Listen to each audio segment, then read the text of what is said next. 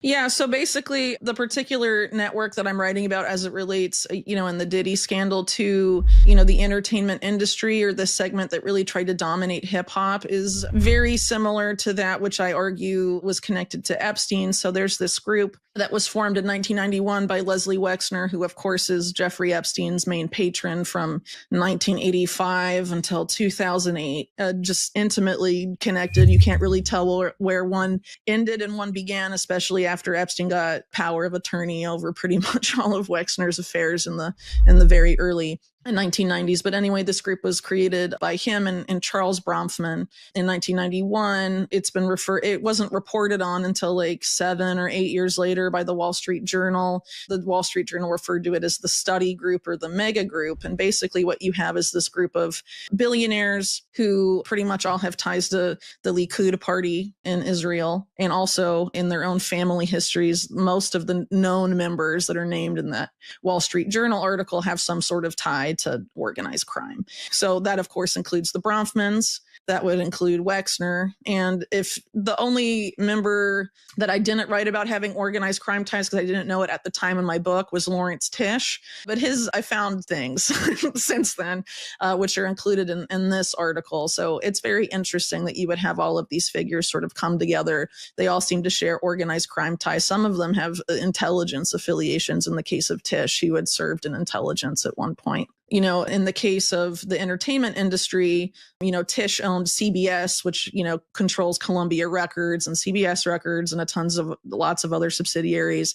The Bronfmans took over MCA. They took over Warner Brothers. They took over Def Jam. They took over Polygram, Interscope Records, just an insane amount of entities in the entertainment and music industry specifically, and had a lot of ties to this, particular nexus that we were talking about earlier. And so obviously in the Epstein case, I wrote a whole book about how, well, not exclusively about them, but how these figures seem to have a lot of connections to Epstein world as well, not just Wexner either. In the case of the Bronfmans, allegedly, it was a Bronfman insider trading scandal that led to Epstein being fired from Bear Stearns in the early 1980s, at which point he apparently begins interacting with intelligence, arguably because the counsel of Bear Stearns, just, a few months before Epstein was fired, was Bill Casey, who had just become CIA director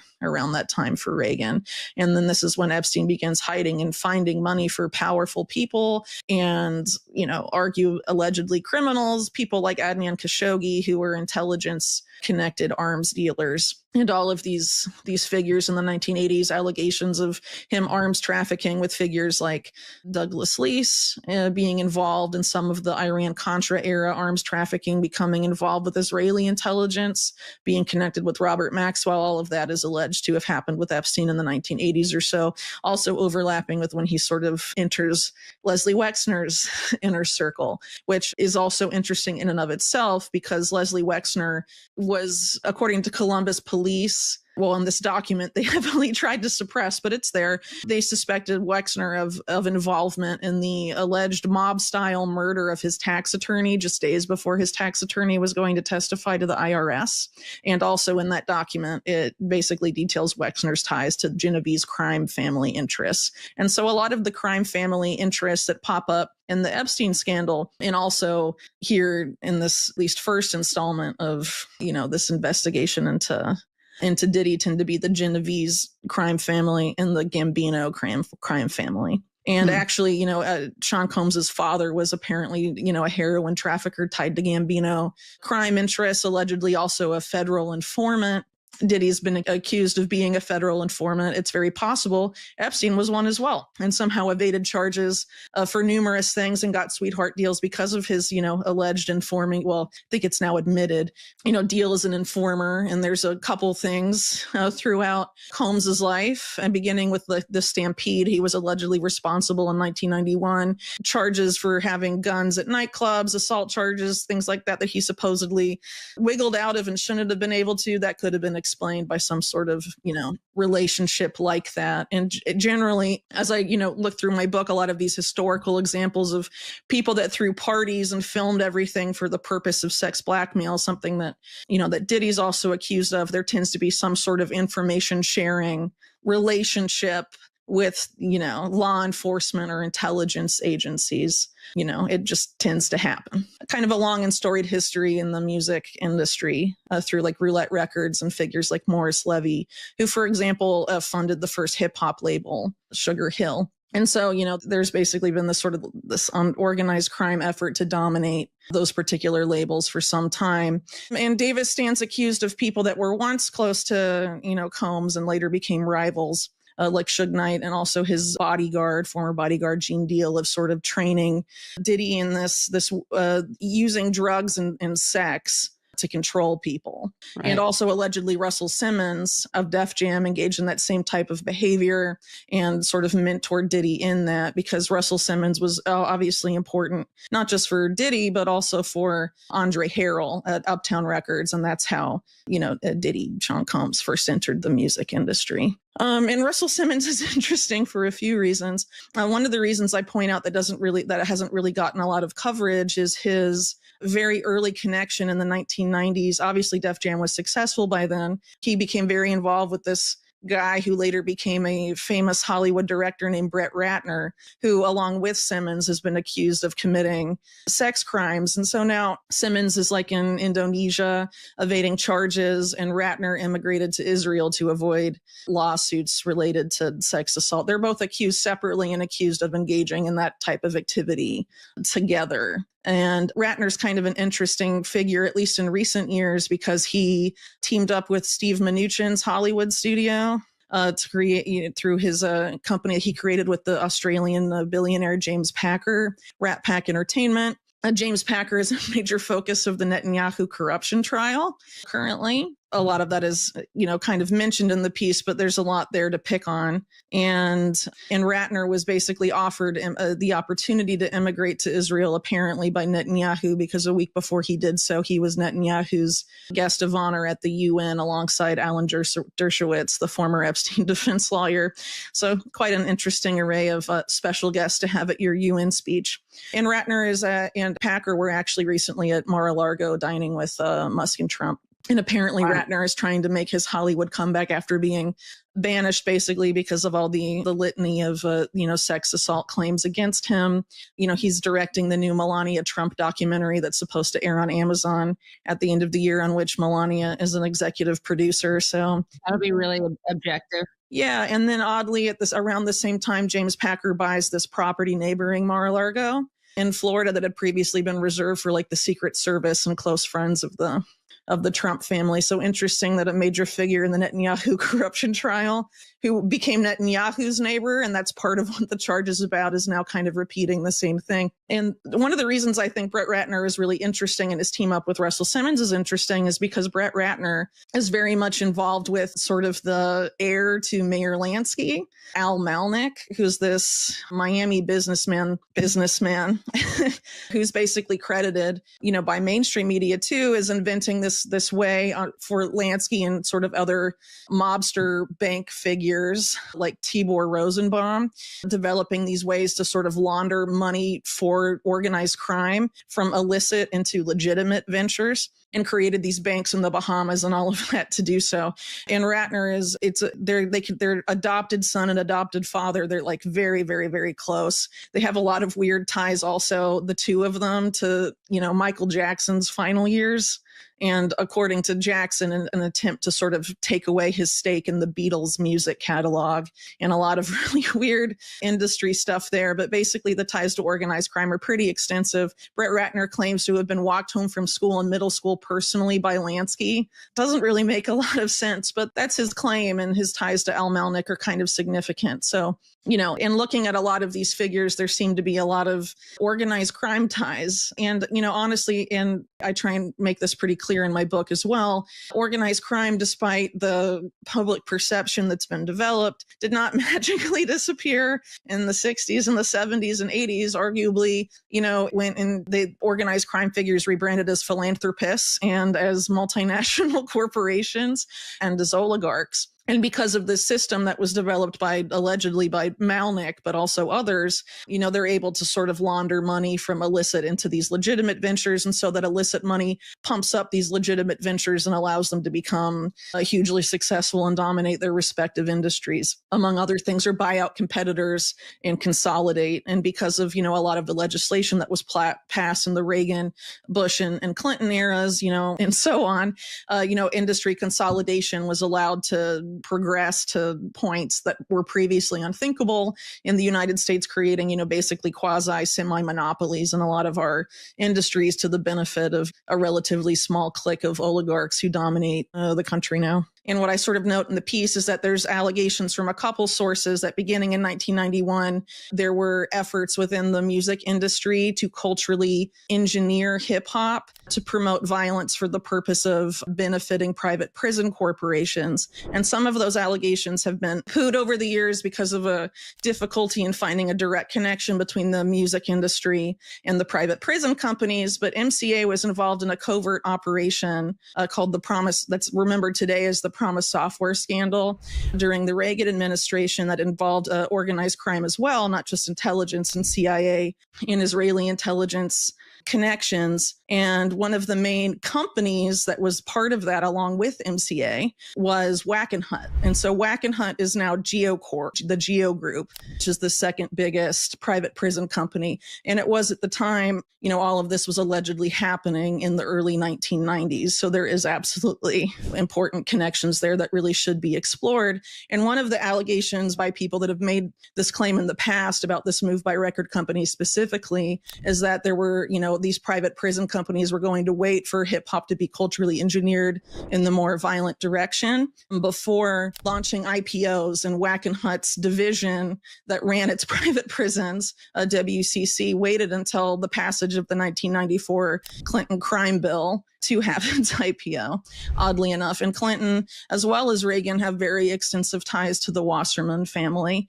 Arguably, Clinton, just as much arguably as Reagan. In the case of Reagan, MCA engineered his rise as a political figure, but the Wassermans were intimately involved with Clinton, including at the time he was governor of Arkansas, and also in, both of his presidential campaigns, major contributors, and also became one of the main donors to the Clinton Foundation, became very involved with Lou Wasserman's heir of choice and grandson, Casey Wasserman, who is now actually in charge of rebuilding Los Angeles after the fires and their Olympic committee for the 2028 Olympics. Wow. Casey Wasserman. He was also on Epstein's plane quite a bit. That's insane. It's complicated. And when you add the allegations that this same network, of which, the Promise software scandal, arguably part of the Iran-Contra nexus, Gary Webb argues those same people in the 1990s were facilitating the explosion of the crack cocaine epidemic in urban communities.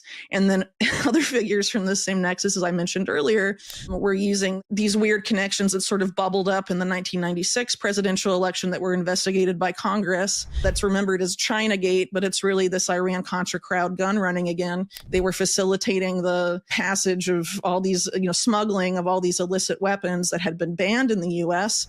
From China, mainly assault weapons like AK-47, into these same communities. So you have an effort to, culturally engineer through hip hop. You have gun trafficking and you have drug trafficking, all really targeting the same communities, allegedly for the benefit of private prisons. And it really hasn't been, explored that much at all. But I think a lot of people, these are scandals that have popped up on and off over the years. Prison, the Promise scandal was kind of memory holed in 1991, covered up alongside the related scandals of BCCI and Iran-Contra by William Barr when he was Attorney General the first time. And obviously, Gary Webb stuff hasn't gotten attention since the late 90s, really, or early 2000s. He died in 2004. And since then, obviously, only people that sort of look into that era recall those, his reporting and those allegations. And arguably, the Chinagate investigation, is now remembered as a campaign finance scandal, sort of like how Iran-Contra is remembered as a hostage scandal, when really it was significantly more than that. And so there's been a lot of efforts to control the narrative about what was going on in the 1990s. So it seems like, Combs in particular was backed by this network and Bad Boy Entertainment, as well as their rivals on the West Coast, Death Row Records, as we note in the piece, seem to have been connected to these networks for the cultural engineering effort of this apparently broader op. I don't know if I should tell you this, but I don't know who may be listening. There may be a group of people don't want to get rid of me. They don't want me here anymore. I don't understand. What do you mean? Talk to me. I can't talk about it over the phone. I don't know what's going to happen, but I just feel in my soul, only God knows, they could shoot me. They could stab me.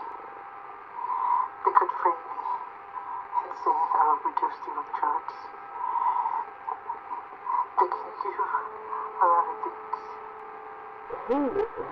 Who could do these things? It's not the government. It's more than the government. But I don't know, Teacher. I don't care. They can take me. I don't even care my life anymore. I just want my children to be okay. My angels.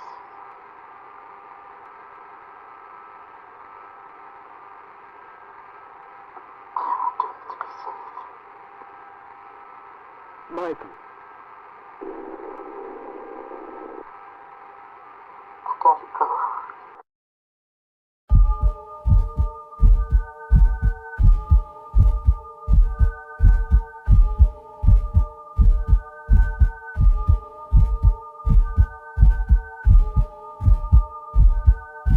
And I told him I was indifferent, and he didn't like that word.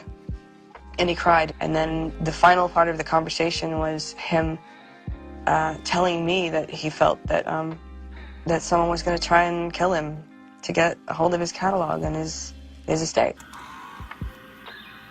Hollywood has never felt this pathetic. They have never felt this meaningless. They have never felt this powerless, and that's for good reason. They are realizing that they're no longer rock and roll. Isn't that something? These people that branded themselves as against the grain, oh, I'm different, are lining up with the establishment, demanding that people get censored, right? Demanding the maggots have to go away, demanding that Trump supporters are terrible, that we are alienated. These people aren't rock and roll. They're government propaganda puppets, right? And they think that we can't see through them. Let me tell you something right now. You stop buying their music. The power that the government has, the power that Hollywood has, is the power that we gave to them, okay? You stop buying their music. You stop listening to their trash interviews. You stop doing what they tell you to do.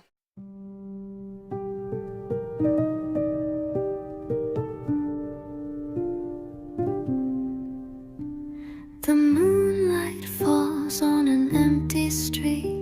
Your laughter echoes, but it feels bittersweet. I trace your shadow in the midnight glow. Where you are now, I just don't know. The stars are dim without your spark. I'm lost and stumbling in the dark. Every whisper of the breeze is you, but it fades away before it's true.